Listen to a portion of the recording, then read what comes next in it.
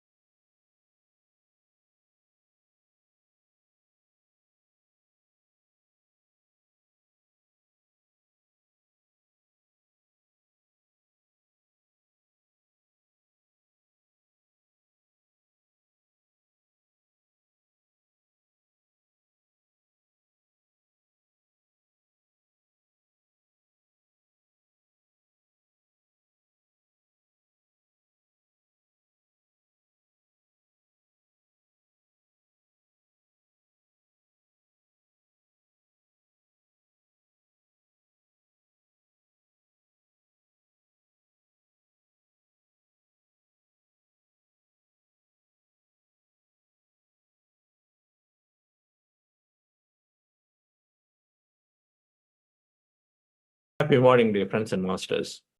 Great afternoon and wonderful evening.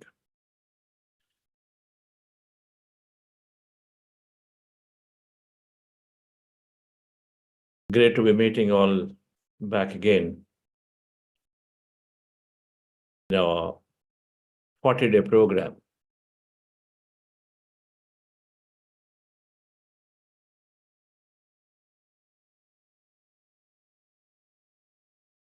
There is a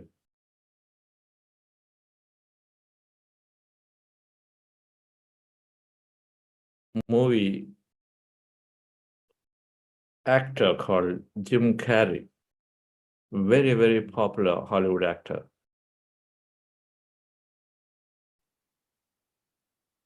He had learned about manifestation, these principles that we were talking about yesterday, the foundation being your thoughts and feelings, create your outer reality. So there are some techniques around it. So then he would imagine and dream every day, focused on he becoming a very successful actor, and then paid very well for it too.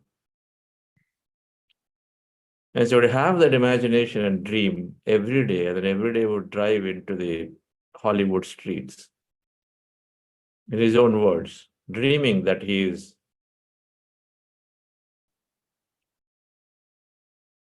successful, is recognized, is having experiences that he always wanted to have if he is successful. So his focus simply on what he's looking for.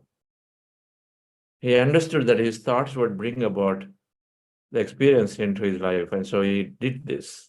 He carried on for years and years, imagining and dreaming while he was getting opportunities to go and take roles and do roles. But he's also carrying a self-written check for $10 million into his pocket. Every day he was carrying that. He would see it, he would feel it. He'd imagine every time that he saw that his goal, that he's going to be a very successful actor, and one day he would receive that kind of remuneration. 10 years later, he narrates how his dream became true, that he became that successful, that he received the $10 million compensation in that year for he having 4 blockbuster movies that year.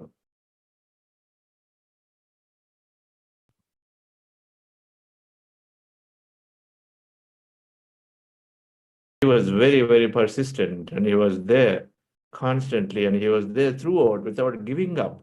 Challenges were always there for him in the whole process. Successful, not so successful, but that he believed that if he wished for an experience, that he can absolutely bring it into the life.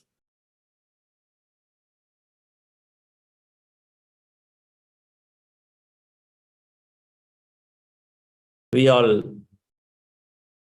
know that if you believe deeply in something, for many people, for example, if you're going into a master who you know is known for healing, and then many people go there and then they come back and say, yes, I am healing, and then they actually healed. They get healed. When you have unwavering faith in something, and when you have unwavering belief in somebody or something about a process, then it seems to heal. It's called faith healing in many cases. The other person may have power or not, doesn't matter. But then if you go in and then have a total belief and surrenderness to that process, then that healing there is happening. Again, what is being played there is a belief that is there in their mind, strongly seated. Thoughts and feelings are those produced due to those strong beliefs that we have, that this is going to heal me, or this person has this incredible power that it's going to heal, they're going to heal me. And so we go in and then either get touched or be in their presence and come back and then feel that we are healed.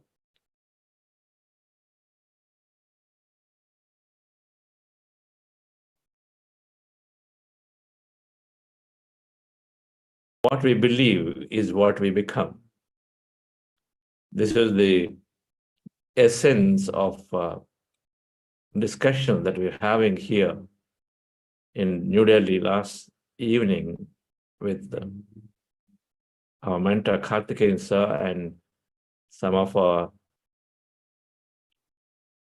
senior masters here.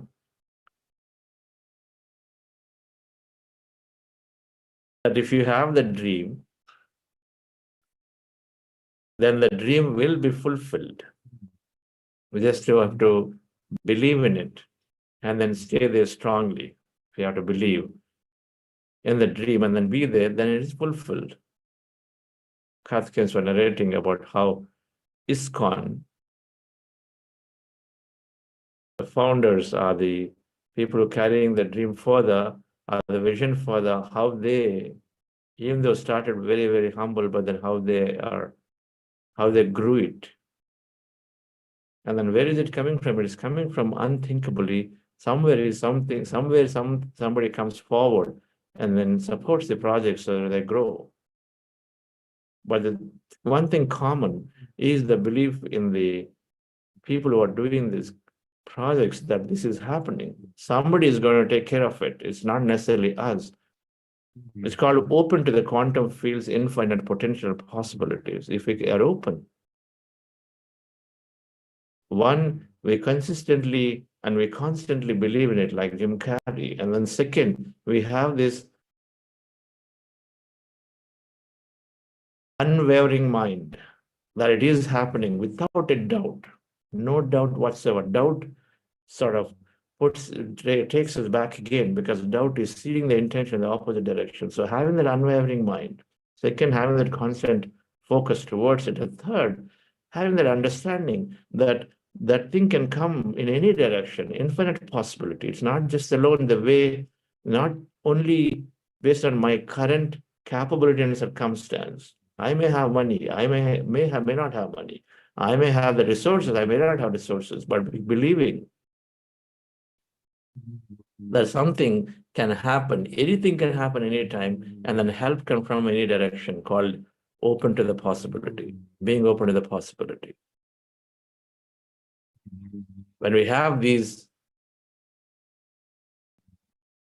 fundamental understanding, then we are manifesting whatever that may be that we're wishing to experience. Because the field only knows one, that your observation manifests possibility, and then as long as you're able to stay on that observation, your thoughts and feelings, it has to bring about into our life. The greater intentions, the observations about greater things that are more inclusive, touching more and more people, enabling more people, more things to experience life more, must be definitely coming into the physicality, because consciousness is deeply interested, the quantum field is deeply interested in those intentions for sure, because everyone then experiences life a lot more. So the discussion that we're having, that Karthikeyan sir hosted us greatly yesterday, are about how, if we can hold on to our dreams, and if you're open about them, then they will and they must come true.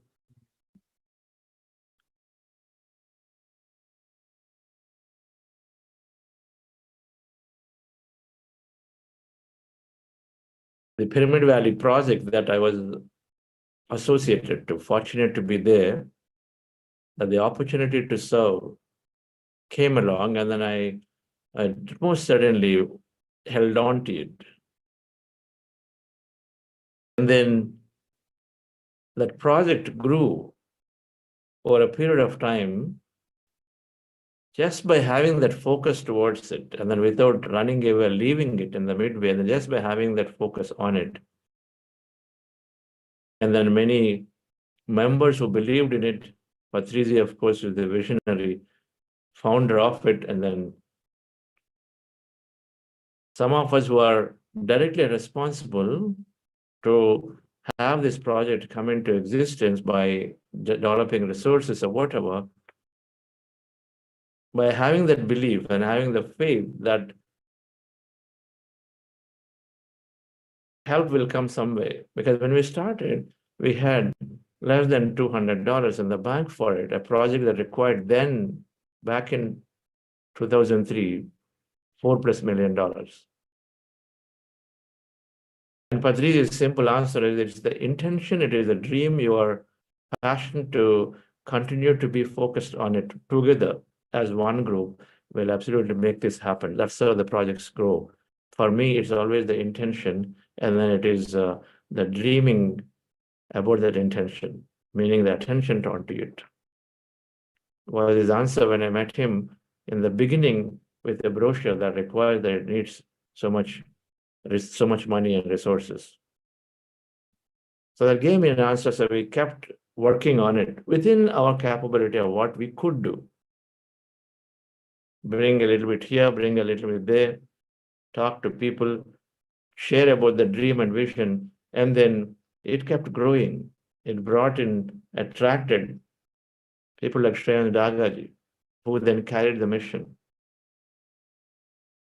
We're very, very grateful to Shakahara Jagath in having this wonderful project carried on. But one thing was there, it is not that this project did not have challenges, did not have moments where there is no funding that we had to halt the work for a long time.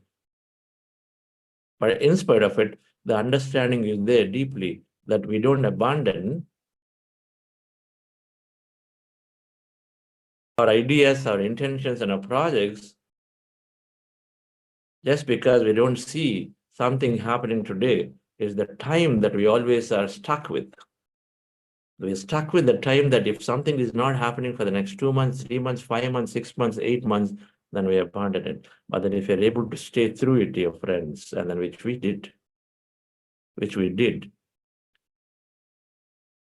disagreements can come, and then the resources don't seem to align, and many things can happen. And these are the times that we abandon. But if we can figure out a way to anchor ourselves there,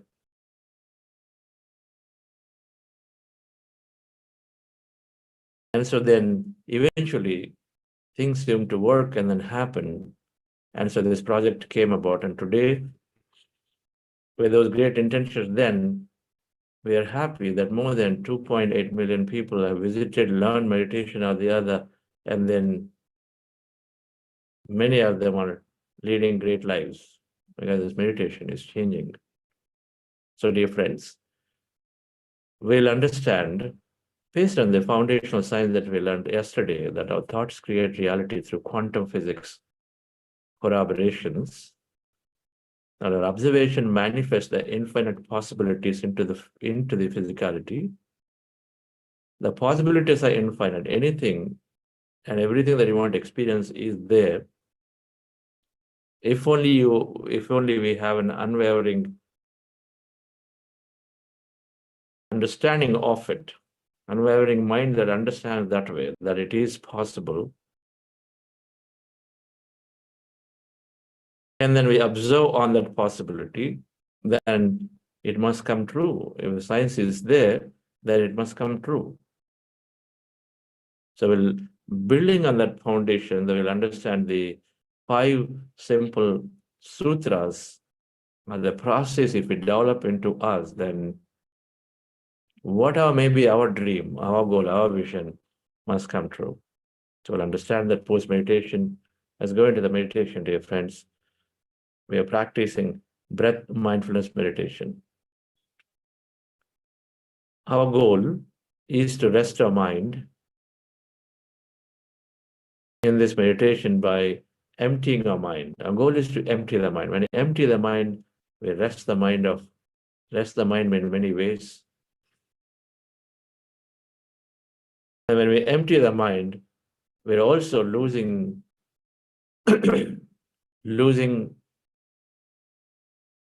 our attention on the body and the environment and this physical matter. And so we are placing ourselves in this infinitely potential quantum field or the energy field. And so then we tune into the many of these possibilities when you are there. If you go to a beautiful garden with many flowers and many herbal plants and many things, and if you spend sufficient amount of time in the garden, you receive much of that healing energy. You receive much knowledge about all the plants, and you receive all that beauty that you are filled with, many memories. And so is the case when you're placing sufficiently long enough time in the quantum field, we must receive. And we must become of it. We are filled with more of the information, knowledge about the field, and then we become of it. And so is the case, dear friends, that when we rest our mind sufficiently long enough, then we are receiving, we are tuning into the possibilities in this field. So we do this process called breath mindfulness meditation.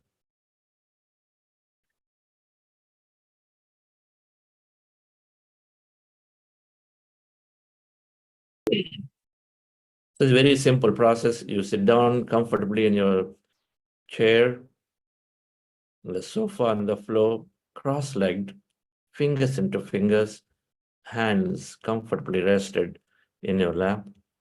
We observe our normal, natural breath.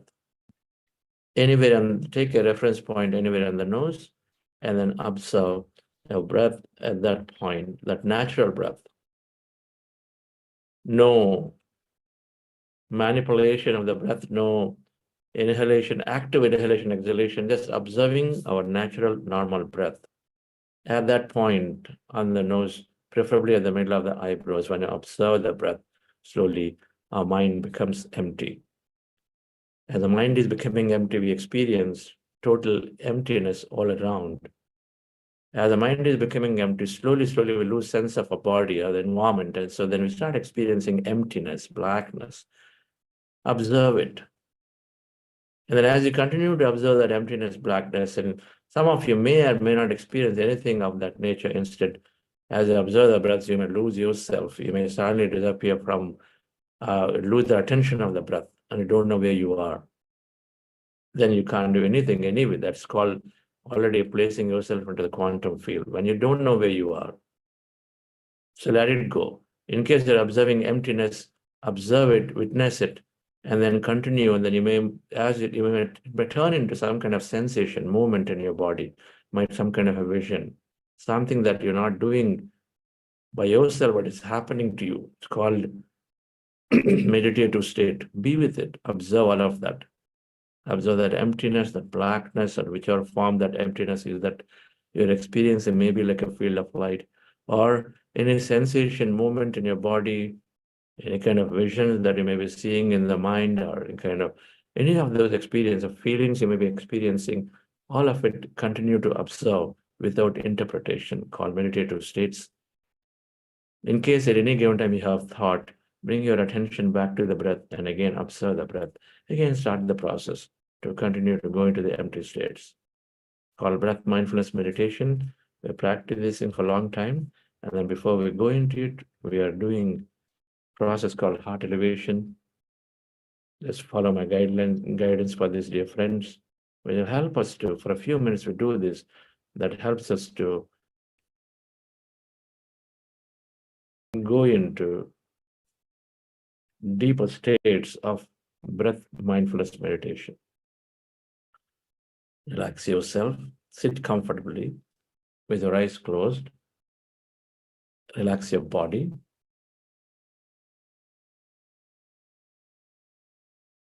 And scan your body from head to toe, relaxing every part of it.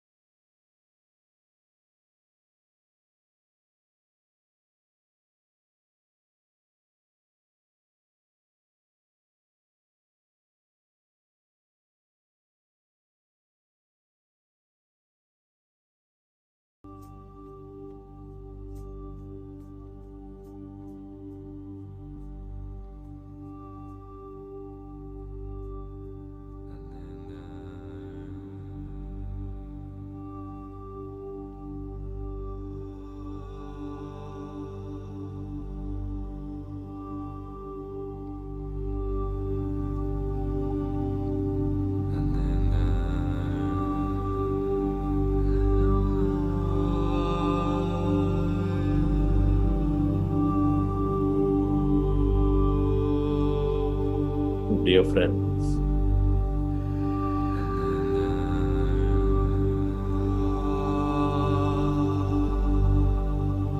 dear masters, with your eyes closed, specs removed, keep your hands on your chest area.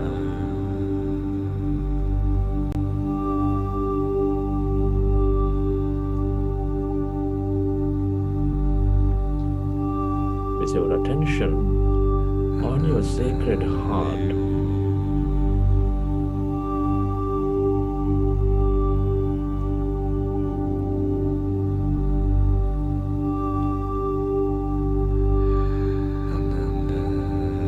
Can you feel your beautiful heart?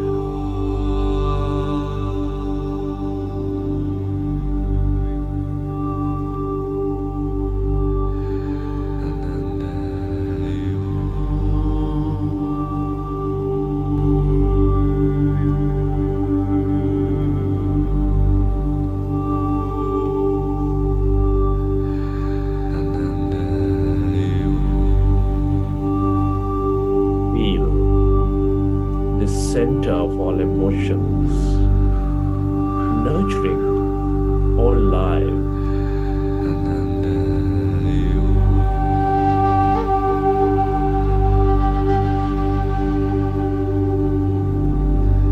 It is energies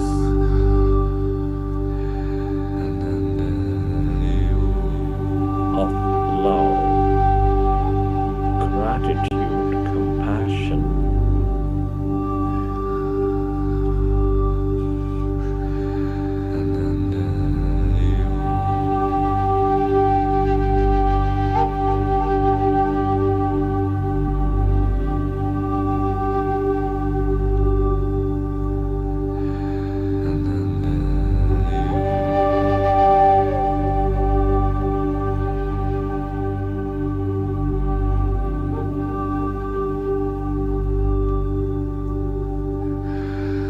Dear friends, with a slow, long, relaxing breath, feel your heart center.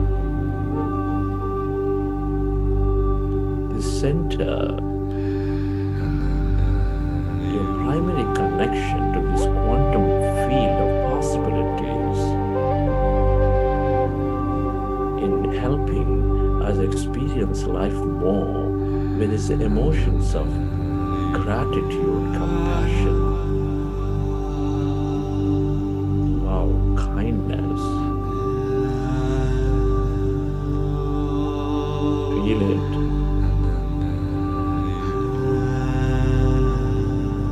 And recollect an experience from your past, from your present,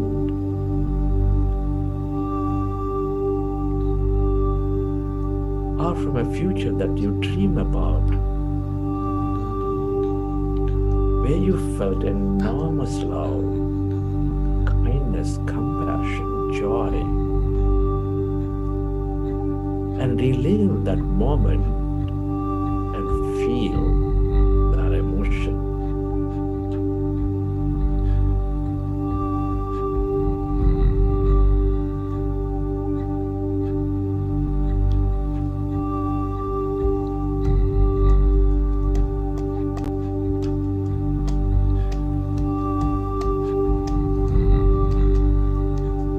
The more you experience this energy of love, compassion, the more coherent you become with all things and everybody.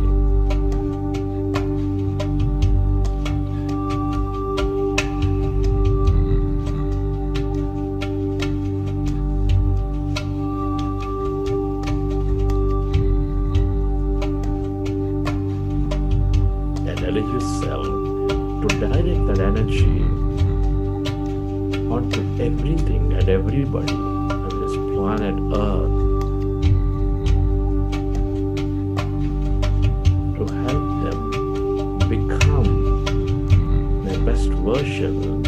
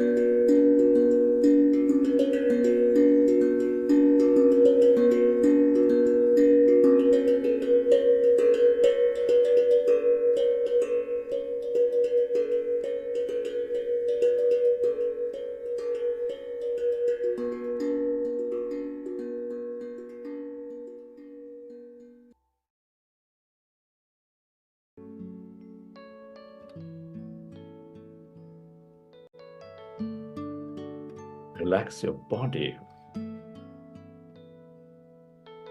And let your autonomous nervous system repair your body as you relax.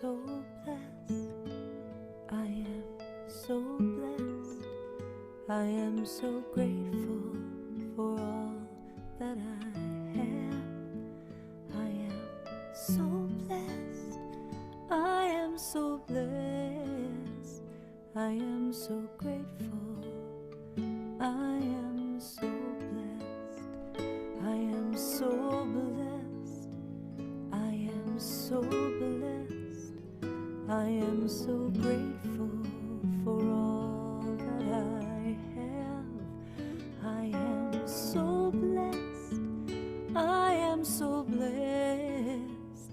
I am so grateful. I am so blessed. I am so blessed.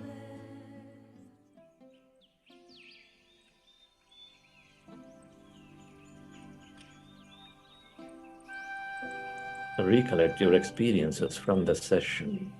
How did you feel? What did you see?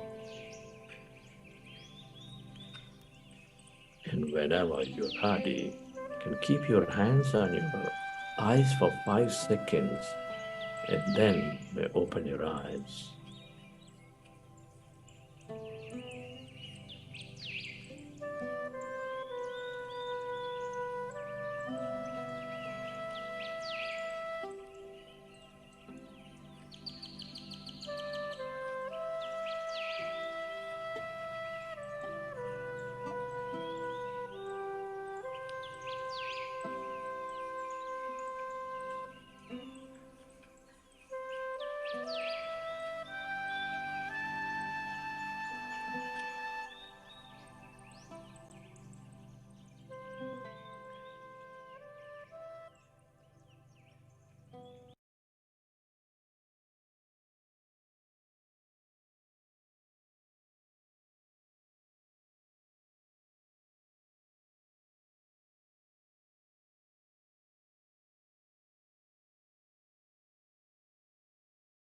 Okay, dear friends.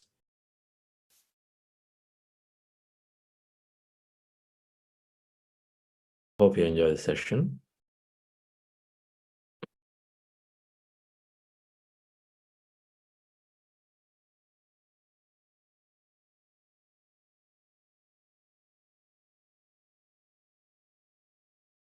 Let me bring up a few charts to understand these 5 sutras of manifestation.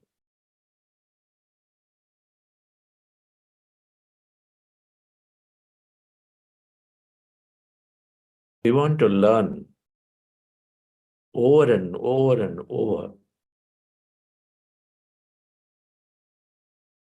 about the scientific concepts, other philosophical concepts that, and people apply consistently, they see the same results. We want to learn about them over and over. Neuroscience of learning is that anything that you repeat again and again and again is becoming a long-term memory. And when it is experienced, becoming long-term memory with charge, which is emotion. And when that is there again and again, then it is coming up in our life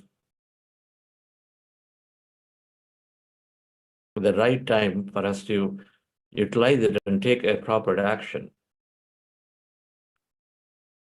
It doesn't matter how many times you've heard this. It doesn't matter how many ways you heard this. We always want to reinforce to ourselves and then form that newer neural connections and pathways.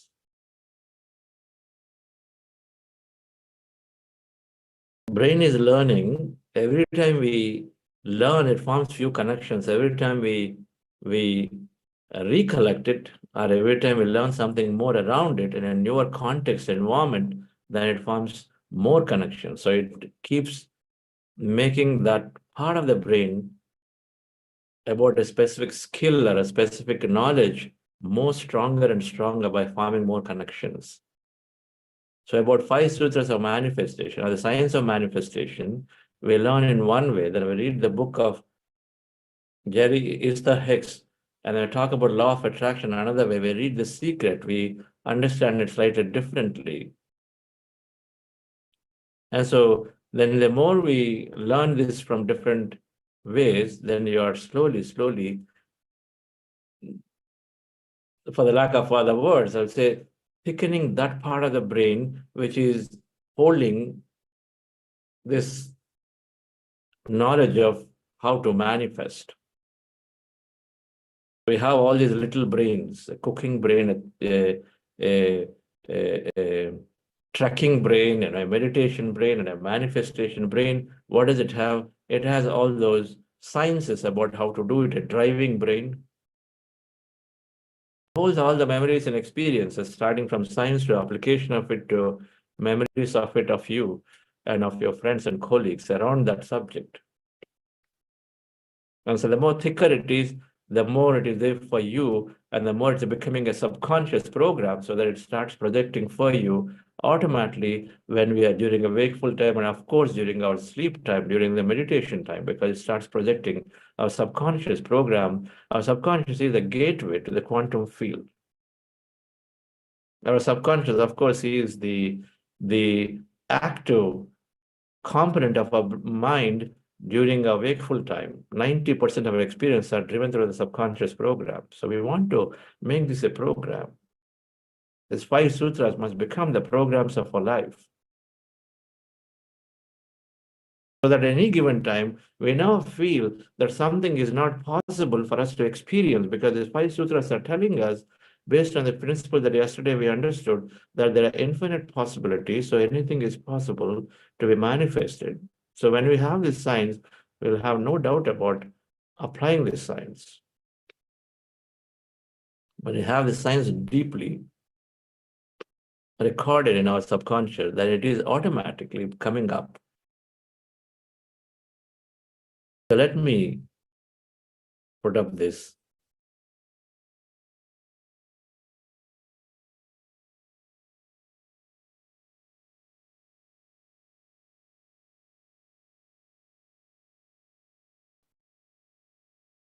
Yesterday we understood from the quantum physics principles that experimentation of double slit experimentation, and I encourage you to go back and watch that video over and over until the time you understand what it is saying. Because the video is very important in this understanding that energy becomes matter. Our particles that we thought, like electrons, neutrons, they become matter with observation. And if one electron can become matter with observation, or a stream of electrons can become matter with observation, then an experience which fundamentally constitutes these subatomic particles like electrons of millions and trillions of electrons, if they all can be also observed together to become a physical event called experience.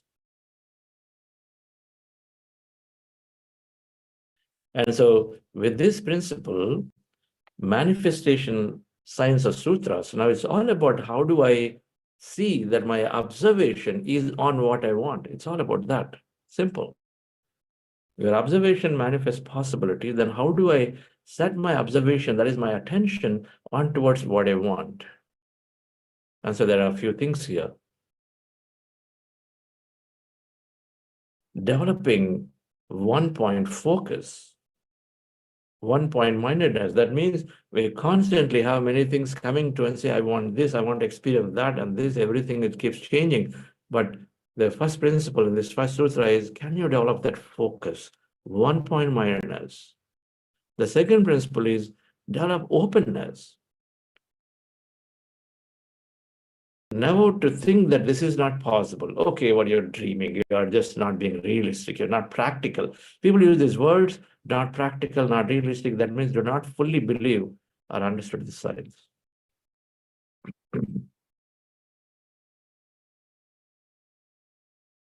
Of course, we must question our beliefs. developing openness to possibility, because at any given time, you answer yourself that something is possible, and you hold on to the possibility. The science of manifestation is focused on what we want, not focused on what may not happen and why something won't happen. That's developing openness to possibilities. Third thing is visualizing about a goal and future. First one is just having the right focus and having the right priorities. Second one is just being open that however tall it might be, just recognize and remember that everything is a possibility in the field, independent of a circumstance. So be open. Who knows where it can come from? Third thing is visualize and then give extra energy, intention. Your intention is there of what you're looking to experience, and then so dream about it. Add further fuel to it to make it stronger and stronger the way you're observing it. It's called visualization, called dreaming. The fourth thing is looking deeply into a subconscious, and then look deeply into the subconscious and then identify any limitations that are otherwise holding us back. We call limiting beliefs. A subconscious program that I'm not good enough will always hold us back from experiencing that great success. Sir, screen sharing, we are seeing all the slides. Could you please share? What's that? Screen sharing, all the slides are coming up. So could you please share the slide? All the slides are coming up. I see. Yeah. If you can just click on the slideshow. Yeah, now it is.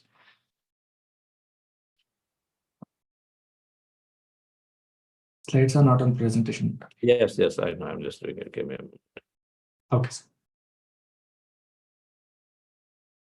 I see.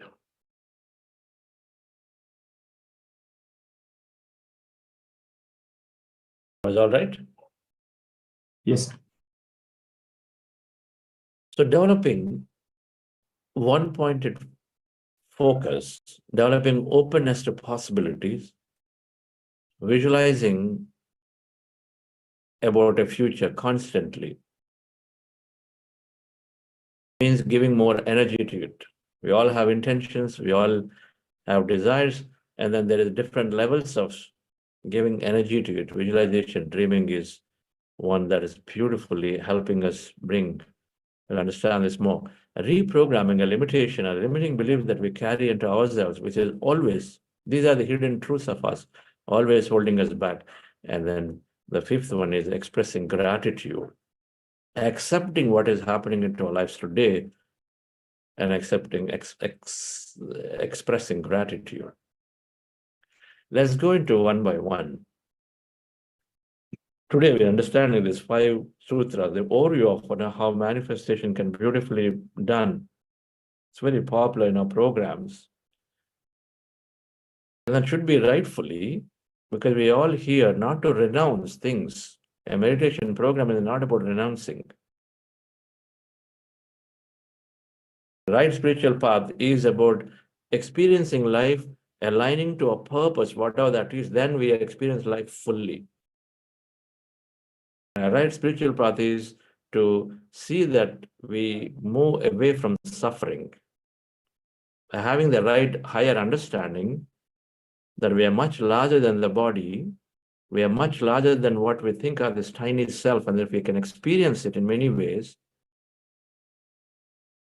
by losing the various fears of survival to fears of death.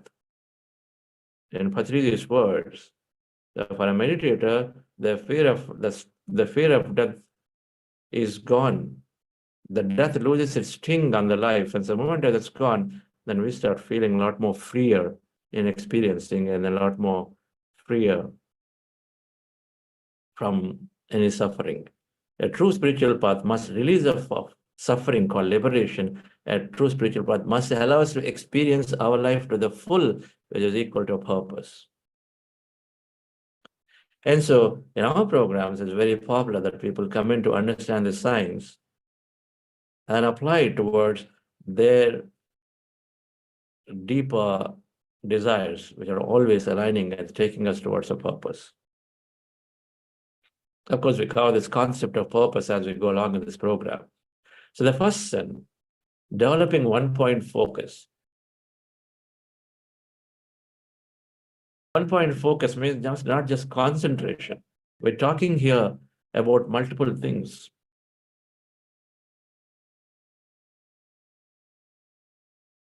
It's about having that sound mind, a physical body that is always energized and then healthy. If we didn't have, for example, we are very, very ambitious. We all want to grow in our careers. We want to grow our business and many things we want to do. You start up a project. Or you want to, let's say, do an Himalayan expedition. You need preparation. That's a project. You need preparation for, let's say, for an year. Because go to the Everest base camp. So you are preparing, but then, you have this physical challenges. You have in this preparation in the middle of it, every week, every 2 weeks, you have to call sick because you're not well, because that thing that is there bothering you, that back is keep recurring, backache.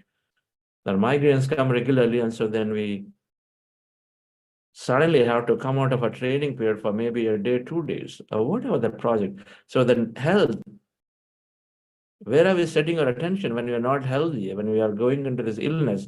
Our attention from our project is going away towards something else. So we're distracted.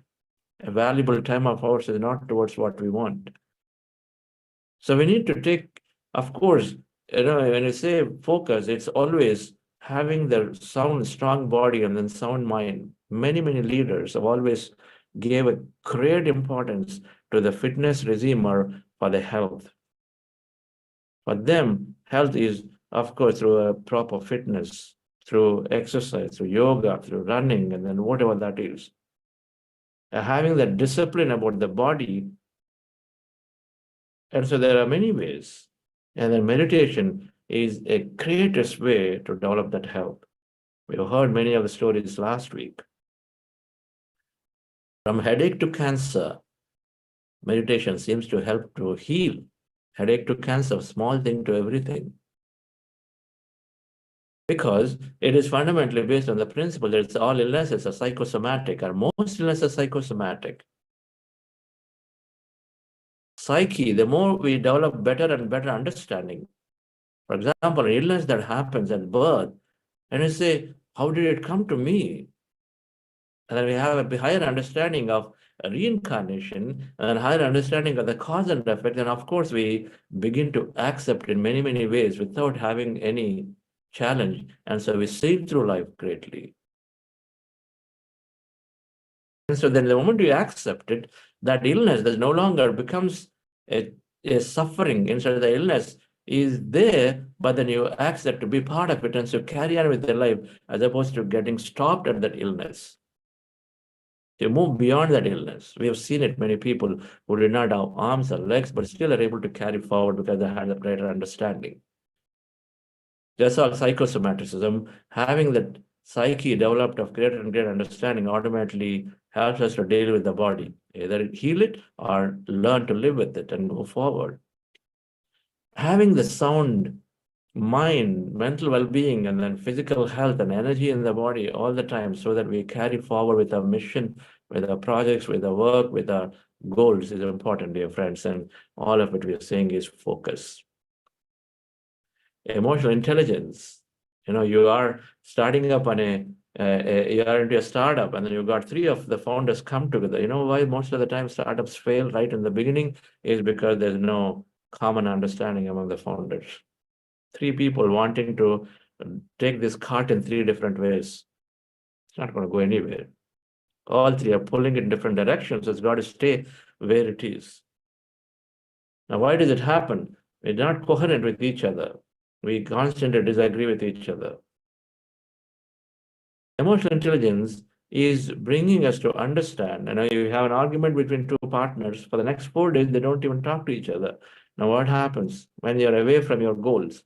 So away from your goals, you're not even putting your attention. So the quantum physics principle, where you place your attention is there you place your energy.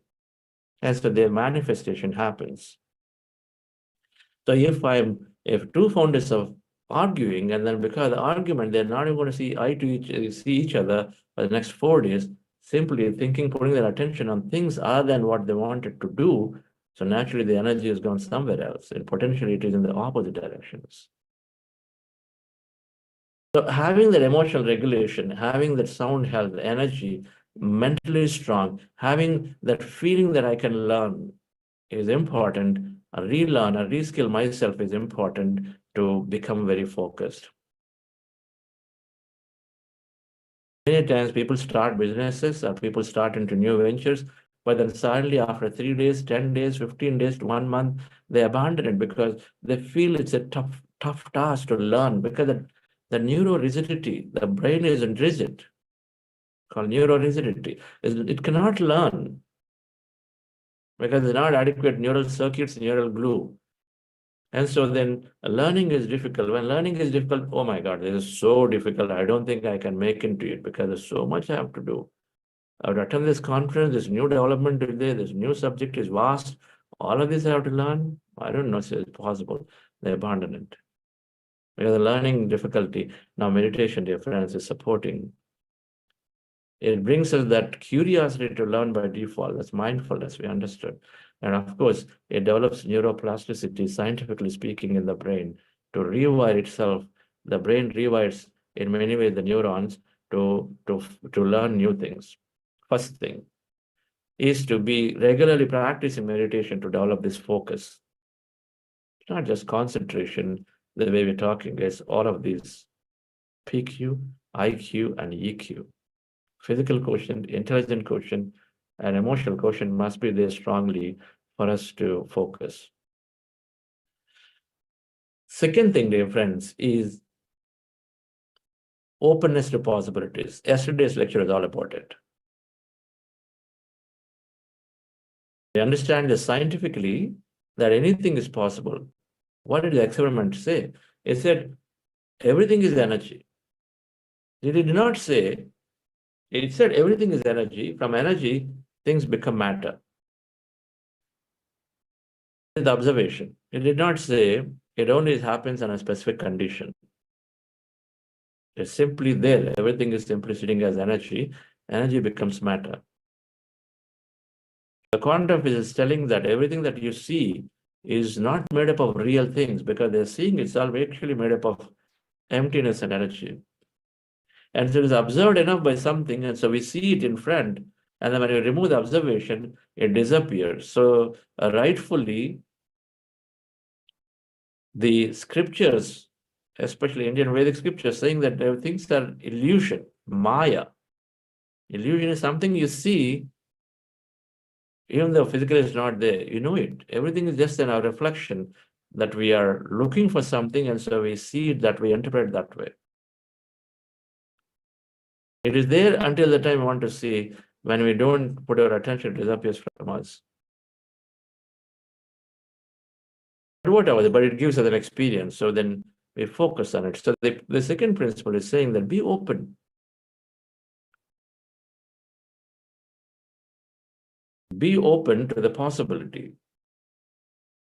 When Karthikeyans were talking about the story of how the Heartfulness Center built a huge campus of 1,400 acres of campus. Now somebody had to be, I'm sure they didn't start with, full of money to do this thing, full of resources to do it as a massive project, but somebody had the vision, somebody knew they're open to the possibility of how it can come, whether you call it the source, the intelligence, whether it is called the quantum field, or all of that is sending people and things or events to happen so that that thing materializes.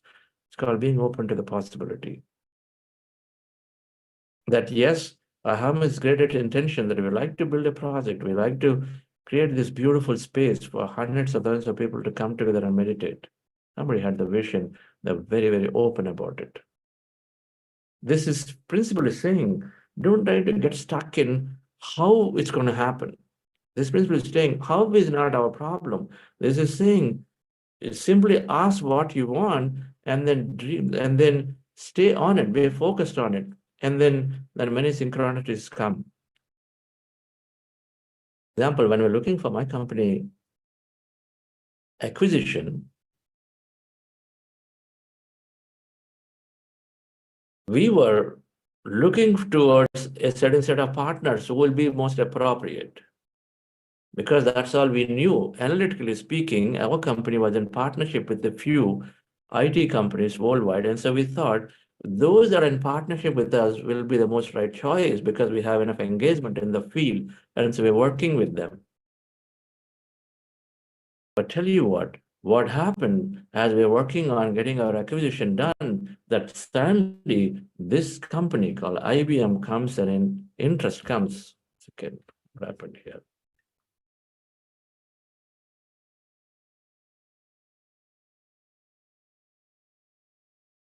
This company called IBM comes with an interest to with that cable.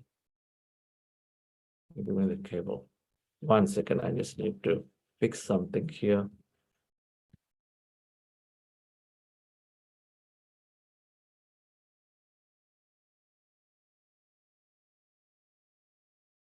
Not a recording, yeah, recording. I'll fix this.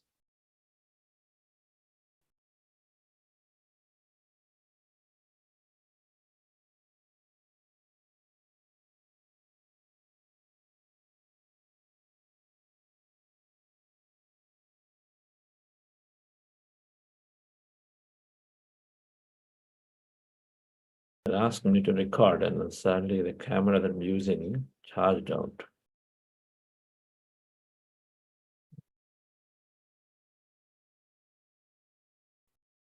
Okay, do you see the slides again? Yes, sir. We can see now. So we were looking for acquisition to be done. We're working with a set of partners who were engaged constantly in our field for the previous few years. But then what happened in the process where we were applying these principles, then suddenly this partner called IBM comes with a request that we would like to explore your technology, even though we had practically zero engagement in the field. It's difficult for a CEO as for me to sort of accept it, because when you start working with this new partner, prospect, you might give away all your energy because there's so much that's required to be done in these acquisitions. But if you're open, then you will say, let us explore it. Let's see what comes out of it. Being open, well, I understood that it is possible that anything can come from anywhere. It's not what you think is how it's going to happen, but it can be many ways too. As we're open about it, eventually that is what has happened. This company, which didn't have which had no engagement on the field, but still became very, very interested, and then eventually went about acquiring our software company. So openness to possibility, dear friends, while we understand how to do, but that how is not necessarily the only way things are going to happen. So we just have to be really, really be open and then be ready to change course. Then how do we know it's going to come? They're all called synchronicities. They're going to show up. And people will show up. You'll be moved to places where things might going to happen for you. And that drops and hints will always come if we are open to the possibility. Our meditation is helping us to continuously stay open to the possibility, because we experience many realities that we don't even experience as physical body in our meditation. So we start recognizing, why not? The third thing, dear friends, is visualizing, dreaming. This is something that we all have been always doing. So when we recognize this is what would like to experience, let's say that base camp Everest experience, going to the base camp of Everest. And so you'd like to have that experience. Now, what happens if you go to base camp? Visualization is about dreaming of the future as if it's happening to you right now. It's dreaming of the future as if it's happening to you right now. It's called having clarity. If one has clarity of what is the future I would like to experience, then they can dream. So somebody who has clarity of Everest base camp, why would you want to go to base camp? You would have heard the stories that it can be very, very dangerous. But then you also heard the stories of inspiration where you go there, people invariably talk about some of the greatest things they've experienced right there.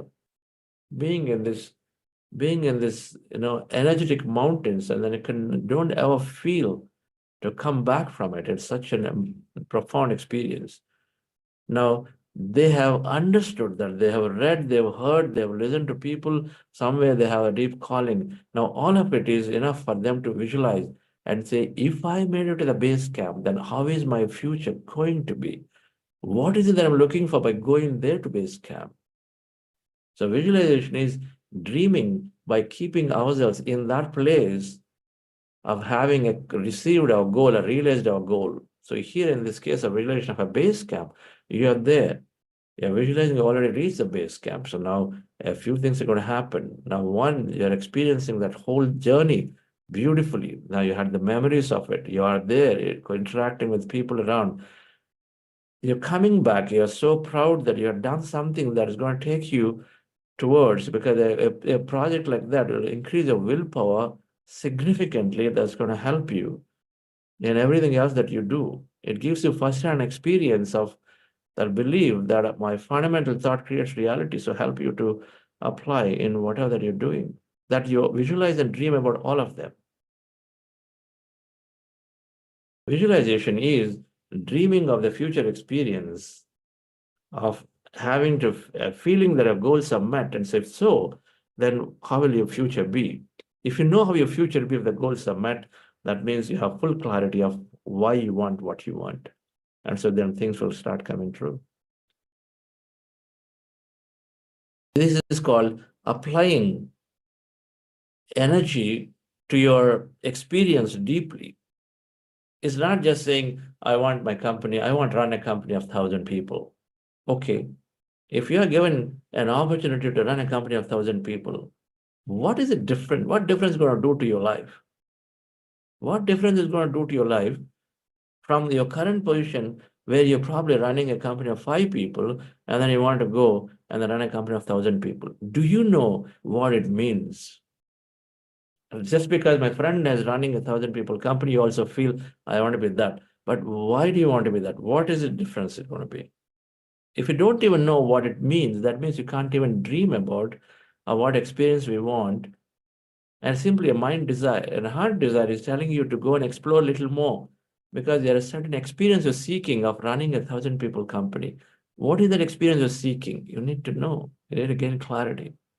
Why do I want to be taking a bigger responsibility when I am good with what I'm doing? And there's got to be something we seek. Be clear about that experience of the future, dear friend. So in this case, maybe that's going to give me a seat in a forum in my industry to influence a policy. Maybe that's why I want that.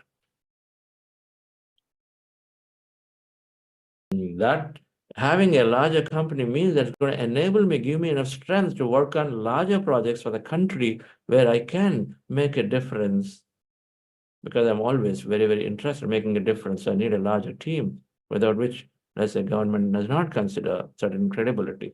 And so you want to be that. So if you're clear about what you're looking for, sure, then visualization is working greatly in putting your attention towards set of experiences. So now if those future experiences have to come true, your goals have to come true, because they're based on that goal. There's a third thing, very important. Half the international athletes are applying this technique to your friends. We ask them, where do they spend their time in practice? Many of them will tell you, and if you read about it, then you will understand that many of them are putting their practice in the mind, visualization, utilizing a great infinite powers of conscious mind. Meditation is helping us to strengthen and increase the neural capacity of conscious mind to dream more, imagine more. The fourth thing, dear friends, we're almost concluding here. The fourth thing is limiting beliefs.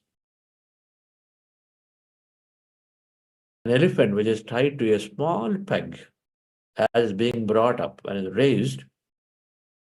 When you're taking a baby elephant, you see it and they're tied to a small peg with a rope, which is, by any standard, is not strong enough. Now the elephant grows, but then continues to feel that it is still tied to that it's still tied. Even though it is a simple, is a small rope that it can easily be broken away just by doing a small wiggle of its leg, or rather just shaking the leg a little bit, It can easily pull the peg or the rope. It can easily pull it away. But however, the mighty elephant grows, but then ties itself in the mind that is tied to the thing, and so it can't become free. Limitations are like that, dear friends. Limiting beliefs are holding us back as truths. The elephant does not question. It only thinks simply it is tied. The limiting beliefs are like that. We don't question. We think they are truths of our life. That not having good English is a disadvantage for me, fundamentally, for me to be successful in urban life or in these high-flying companies. Not having good English is a disadvantage. We believe in the truth. I will believe in that as a truth. And so we don't even apply for opportunities where it requires us one to be fluent in English. On the contrary, you probably would have read that many people have anyway gone, even though they did not even know how to speak good English, have been successful in those jobs. It's not.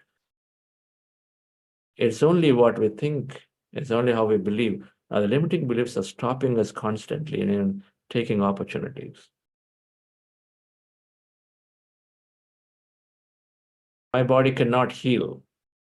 So you have a dream of an Everest base camp, but then you are sitting here with a belief that this body is done, it can't heal, so it's not possible.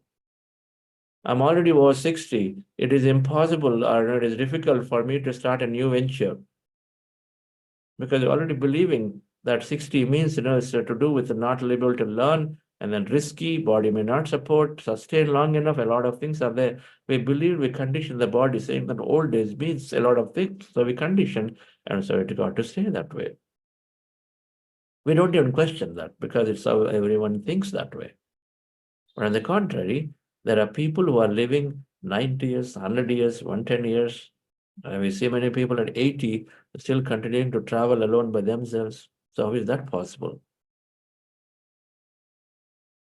It's the belief that holds us back. And so we must examine the belief that we have. And it's all there in the subconscious. We're not even aware that we are sitting on a bunch of limitations. I don't have time. It's a lot of limitation. It's just we create what I'm unlucky. Nobody cares for me. And so then we live in that belief. And so we continue to attract situations because of thoughts create reality. So what we feel is what you continue to attract because you're fundamentally telling that nobody cares. You want to experience not caring.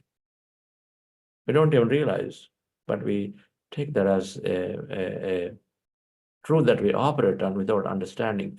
So dear friends, meditation helps us to look deeply into what limitation we're carrying to ourselves. This wisdom is so important. Reading and reading and reading is so important to be able to come out of these beliefs. One small book, Jonathan Livingston Seagull, will definitely help us to say, I can go after that thing that is termed impossible.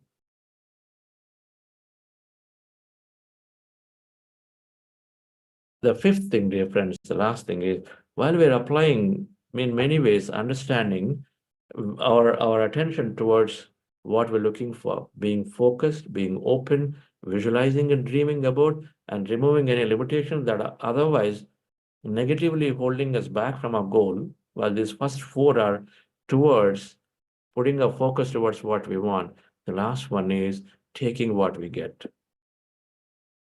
Being in the moment, happy and coherent. In the early part of this program, I talked about coherency as a basis for creation. If we are grudging constantly about what is things are not happening here and don't accept, we constantly resist, then we're not in a good vibration. We will not be able to focus anyway towards what we want because we are focused, very busily resisting the experience that we're having. On one side, you're dreaming about going to an Everest base camp expedition, but on the other side, let's say you continue to have your leg challenge or the back challenge. You're dreaming, visualizing, but then you continue to have the back challenge for the 1 month, 2 months, 3 months, 4 months, 5 months. It continues to be there. Then you're saying, oh, this is not possible. This is not going to happen. Oh my God, whatever I do is not happening. And you resist and say, why is this? I mean, I'm not so unlucky that, I just got this thing so early in my age. my friends are all doing. We're resisting the experience of what we're going through. If you can accept that my present of why I am in this backache at the early years must have been hugely stressed, we must have neglected the body significantly. We continue to carry more stress of financial, of emotional, of whatever. Not accepting, not understanding life appropriately, we carry the stress, put the stress into the body, and so shows up. Fundamentally, in the back means it supports the life. Without the back, you can't really support, and then supports the life, and then that is getting crippled. Because we carry these misconceptions about the way we deal with the financial situation or emotional or relationship situations or ourselves.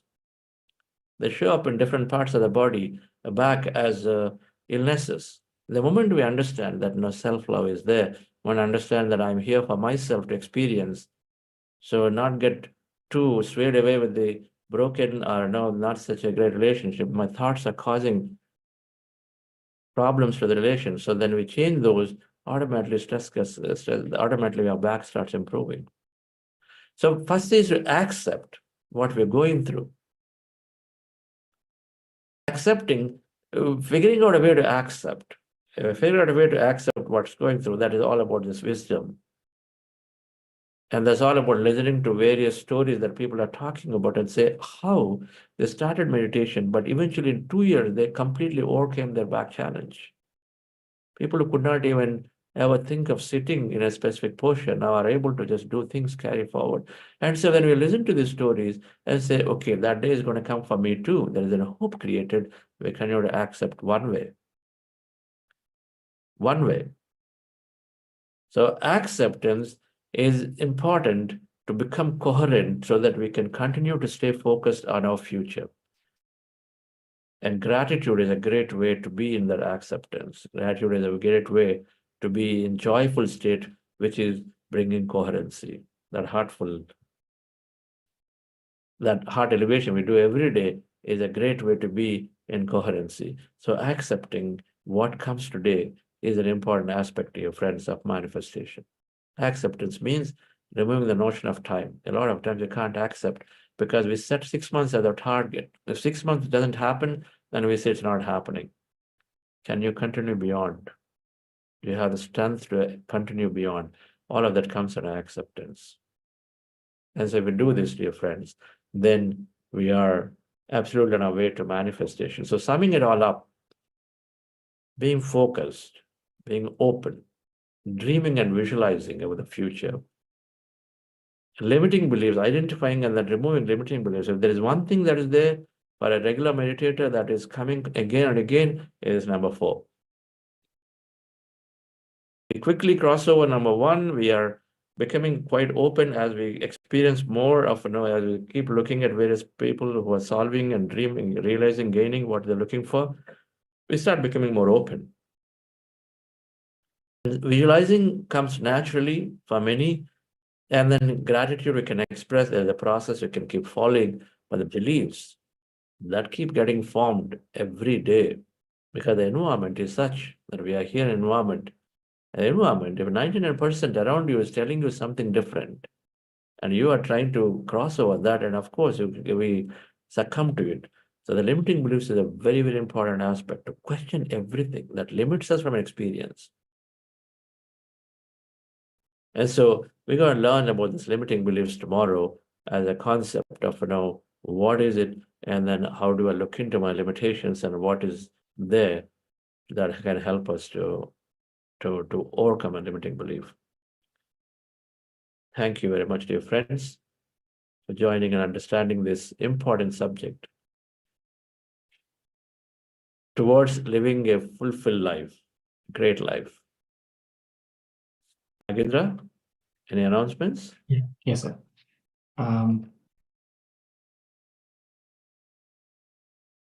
Please save Buddha CEO foundation number. You will receive on the contact list to receive wisdom content program related updates. So I have sent the number on the Zoom chat right now, and also we would be sharing the Buddha Siva Foundation number on all the WhatsApp group as well. Please save the number to get the updates regularly. And the second announcement is a quiz too will be sent to the certificate opted participants today. If you have any questions after receiving the quiz, please reach out to the facilitator. Thank you. Okay. So we'll be here taking questions. So thank you very much. In another 20 seconds, we'll share and take questions. And those of you plan time till this time, thank you. I'll see you tomorrow.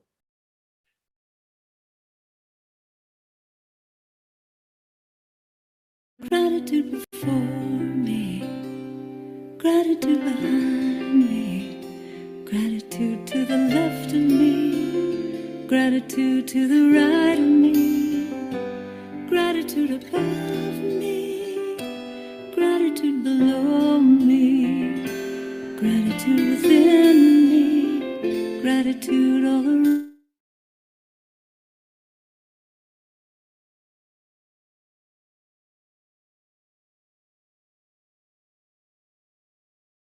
What happened? Music stopped. Yes.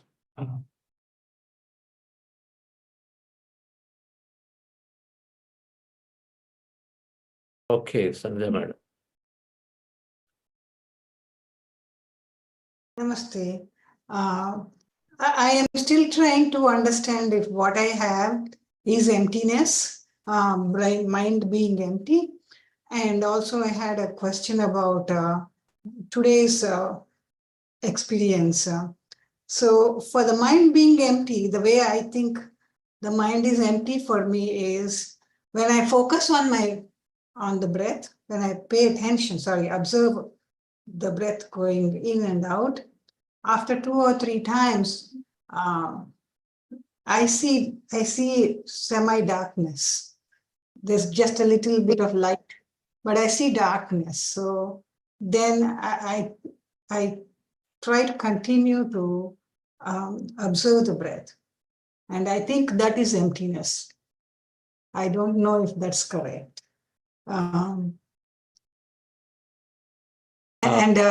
Yes, please. I missed, I had some distraction. I missed you say, so you are closing your eyes and then I heard towards the end that you experience darkness. So I don't get total darkness. Okay. So I have my eyes closed and I'm observing the breath. After two or three breaths, I try to look to see what is in front of the eyes. So it's dark then, but there is a little bit of light from the monitor, from the PC monitor, I think. So it's not complete pitch black. But I'm still continuing. I tell myself, no, continue to observe the breath. And I'm staring at that kind of semi-darkness. Is that mind being empty or not? I cannot tell. So first thing is to recognize that we don't need to know if I'm empty or not. So please drop that analysis. If we want to progress, then we don't need to know that I'm empty or not. Okay. Because in analysis, then we end up trying to go and then look in. Today I'll tell you an answer, you'll go and then look in for that thing tomorrow. It's how mind is. Right. When we observe the breath, that emptiness is happening at some point or the other, right? Understand. How do you know it's happening? Many things that you're talking about, okay, I do experience some kind of blackness. Now you say, I'm seeing a monitor in front with light. Can you certainly tell, with certainty, can you tell that it is because of that? That's the only light in the room. No, but with absolute certainty, can you tell? Because when you're talking with logic, can you absolute certainty tell that it is because of that? You said there's only light in the room, but we're talking about when you go in empty, we tune into so many frequencies, people see light all the time. They're bathing in light. I'd like people to write here whoever has experience. In your meditation, you're suddenly in light. Can people write? When you experience that you're in this light, that you're just there. The thing is, we are tuning into so many frequencies that anything is possible. But we try to say it is because of the monitor. I say, remove that analysis from it. It doesn't matter. It doesn't matter. What we do know is that when you observe your breath slowly, as thoughts are going away, sensory perception is gone inward, and so there's nothing external that you're focused on. So then we start losing our physical material reality.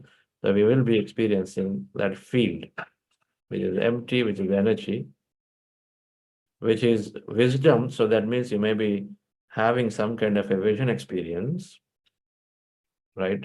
So many things are possible. So like that, madam. So yes, it is black. When you are putting your attention around this way, that way, it is black.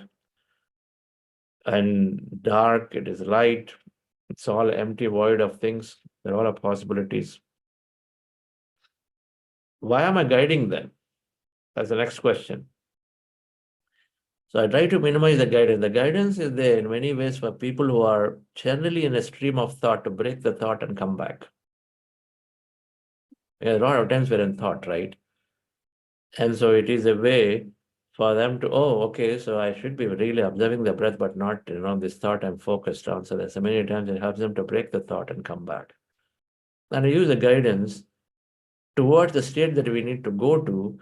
And so some people who are consciously aware can take that suggestibility and then go a little more deeper. And so that's why I always said the guidance, while it is becoming minimal, is not necessary and is secondary in nature. So it's not even important. Okay. So if we can hear the music, that's okay, correct? Absolutely. You don't have to hear the music also. It also becomes secondary. They're all there in the beginning for you to just get into the zone. Yes. Close your eyes, otherwise too much distractions. Close your eyes. People say open eye meditation. That is for all practical purposes not meditation. Leave it in the technicality of it. And so close your eyes, perception senses are withdrawn predominantly. Music, our ears are now focused towards potentially one thing of the many things. And music, of course, pierces into the subconscious to subdue it so that many other thoughts can go down. And so then it helps that way. So then two important sensory perceptions are withdrawn when you do this, right? And so thereafter, then as you are going into the empty states, now everything else becomes secondary. It's not there. Music in the sense is no longer there, right? So it's all going away. Thank you so much. Thank you. I think the important thing, takeaway from what you said is, I shouldn't worry about emptiness. I should worry about observing breath. Once I do that, everything will happen. Spot on. Thank you. Thank you so much. Namaste. Thank you. Yes.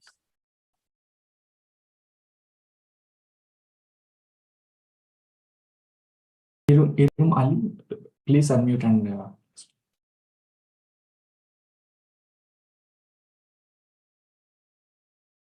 Yes, madam. Hello, sir.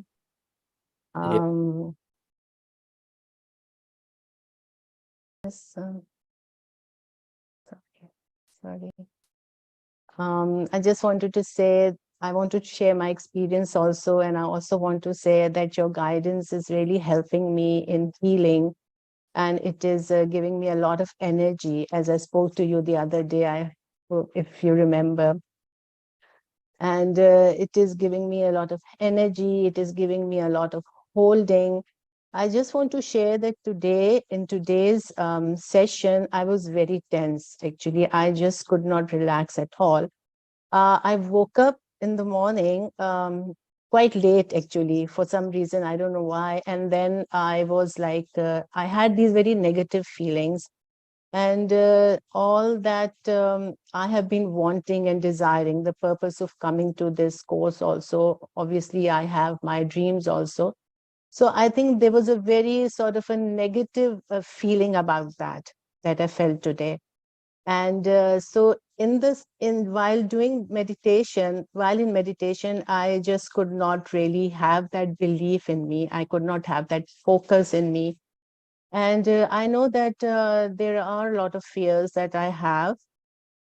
Actually, this course has come for me. Sir, you can hear me? Yes. You can hear me? Yes. Okay. So this course has come for me while there were things that were happening on the horizon that I could see some changes that I looked forward to. And I was hoping that these changes would happen. And I really want those things to happen. And it's like, it's a lifetime change. And I think that to have that belief that things will happen, it's like a 360 degrees change for me. So I think that I need that support that, I'm getting from you. So today was that day when I had all the fears in me, all the negative thoughts in me. And there's one thing also that I like to mention, that, it is something to do with my childhood. You spoke about casting spells. And, I really had this urge to express this experience that I had many times in my childhood, that I was sort of a, free-spirited child, I would say. And my mother would get very angry sometimes, with that some of the things I would do. And I was a child, I was a young girl also when I did things she did not like.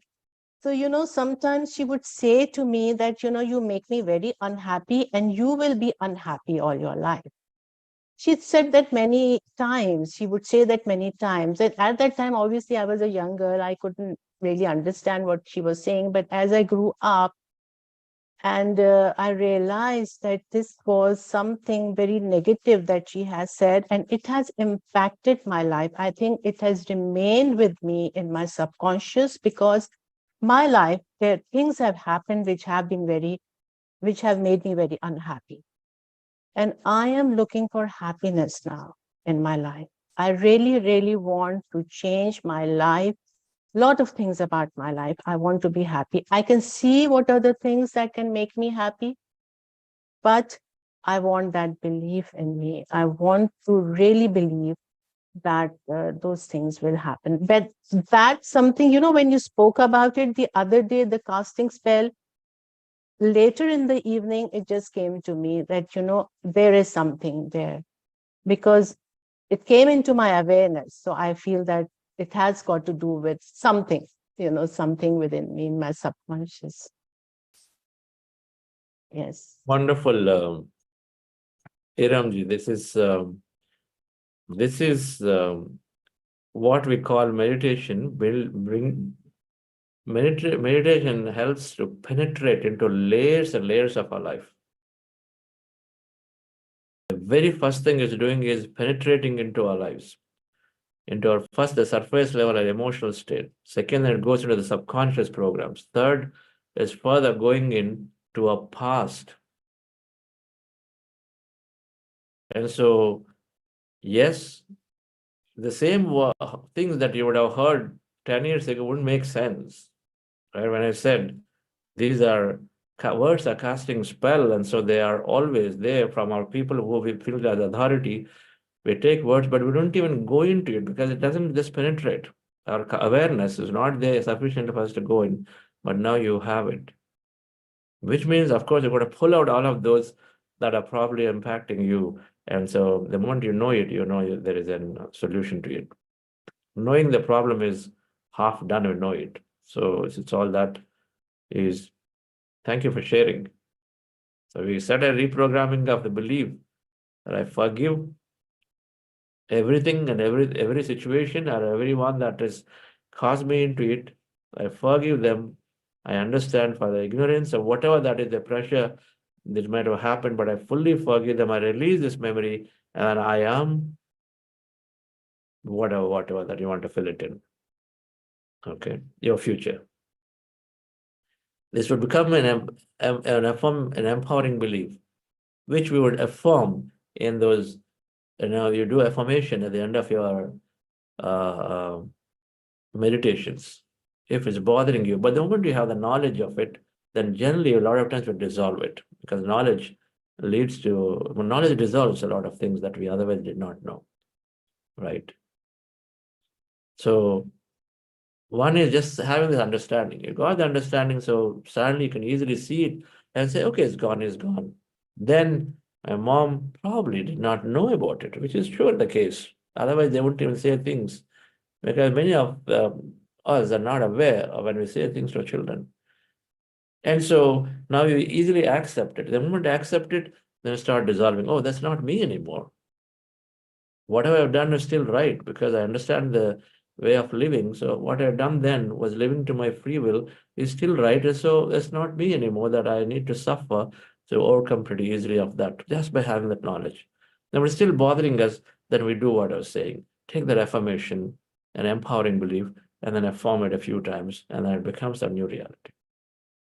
Okay. That's what I do every day, actually, after the meditation also. That is what it is. It is giving me that power to keep on reaffirming, and I live with that feeling throughout the day.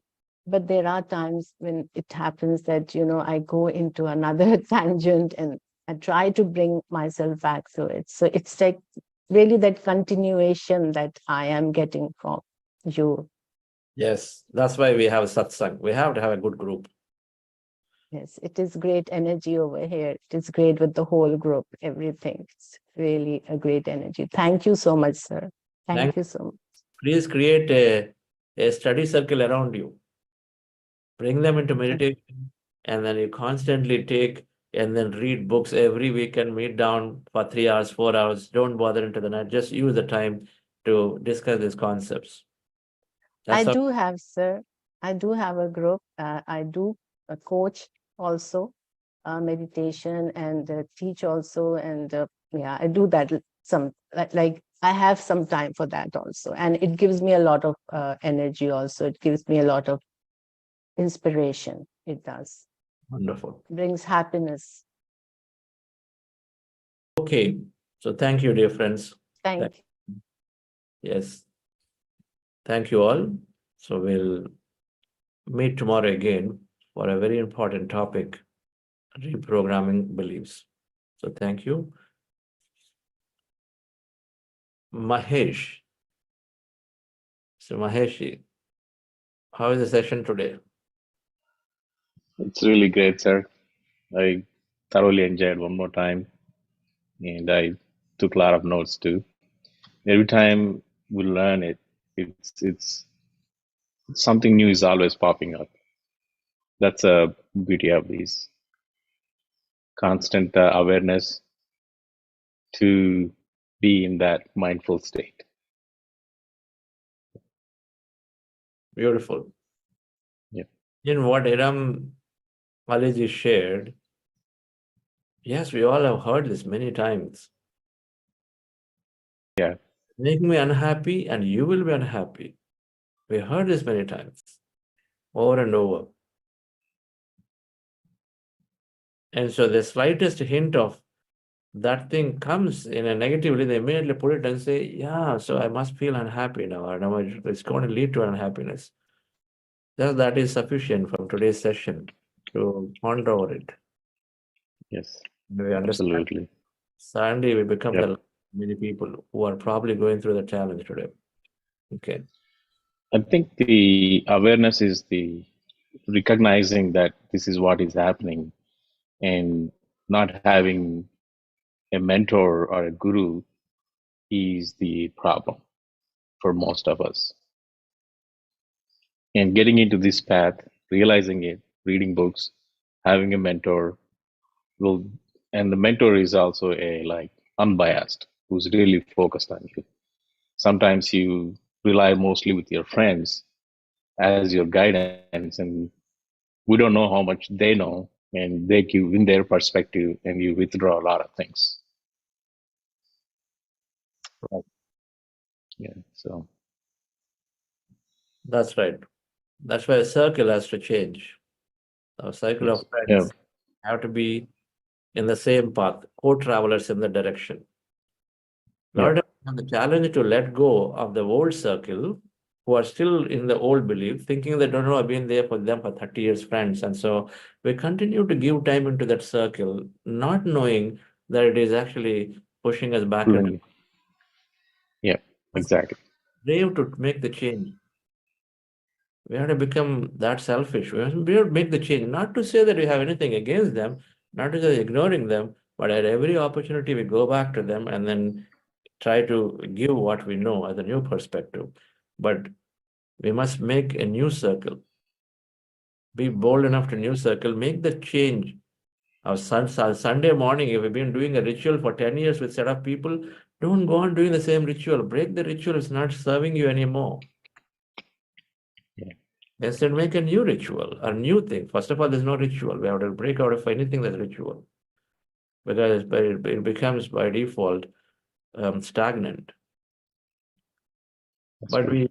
we move towards something new, right? Yeah. I want to share one more thing. I don't know if you already know this, but Sridevi wanted to do a satsang at our home. So we started for, I think, 2 weeks, 3 weeks now. Every Saturday, 8 a.m. at our home, we're doing a group meditation, in-person meditation, and kind of sharing the experiences at the same time. It's been going great so far. Awesome. Great beginning. Yes. Yes. So it's definitely the group meditation is really powerful, and everybody is giving great energy sharing after that. So it's like it is working. So just wanted to share that. Yes. Thank you. All right. Thank you all. Yes, Nagendra. So,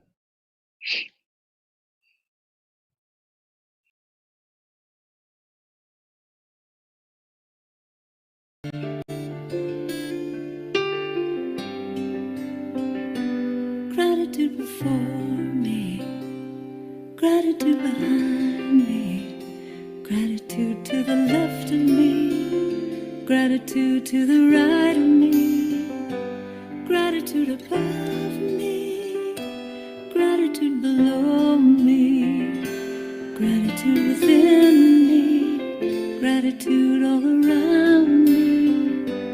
I'm so grateful. I'm so grateful. I'm so grateful. I'm so grateful. I'm so grateful. I'm so grateful. I'm so grateful. I'm so grateful. Gratitude before me, gratitude behind me, gratitude to the left of me, gratitude to the right of me, gratitude above me, gratitude below me, gratitude within me, gratitude all around me. I'm so grateful. I'm so grateful. I'm so grateful. Thank you everyone for joining the session. Thanks everyone.